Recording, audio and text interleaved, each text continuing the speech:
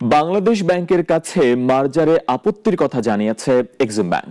মার্জার আপত্তি করে বলছে 2 বছর সময় পেলে তারা একাই ঘুরে দাঁড়াতে পারবেন।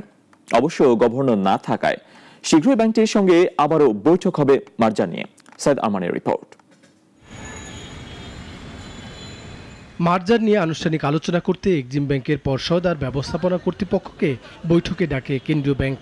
রোববার সকালে চূড়ান্ত থাকলেও হঠাৎ অসুস্থতায় যোগ দিতে পারেননি বাংলাদেশ ব্যাংকের গভর্নর ডক্টর আহসান ইস মনসুর। বৈঠক করেন ডেপুটি গভর্নর। ব্যাংকিং খাত ও কেন্দ্রীয় ব্যাংকের একটি অংশ মনে করে সুনাম, আর্থিক কাঠামো, গ্রাহক শ্রেণী আর পরিচিতিকে ভর করে ঘুরে দাঁড়াতে পারবে এক্সিম ব্যাংক।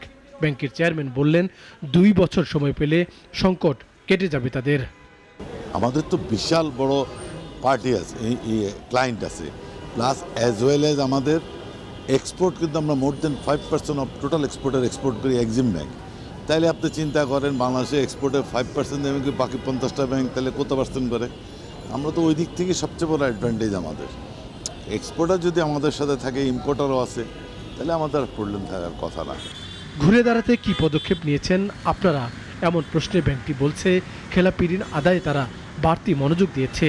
আর ব্যাংকটির বড় শক্তি গ্রাহক, আমানতকারী আর জনবল। বর্তমান পর্ষদ আর ব্যবস্থাপনা কর্তৃপক্ষ সুশাসন প্রশ্নে কোনো আপোষ করছে না। মার্জারের কারণে এখন কেউ ডিপোজিট হয় না। ডিপোজিট না হওয়াতে আমরা কোনো যতটুকু রিকভার করতে পারতেছি চেষ্টা করছি রিকভারের জন্য। প্রচণ্ড কাজ করতেছে ব্রাঞ্চ এবং সবাই, সেখান থেকে আমরা আস্তে আস্তে যতটুকু পারি সার্ভাইভ করে যাচ্ছি।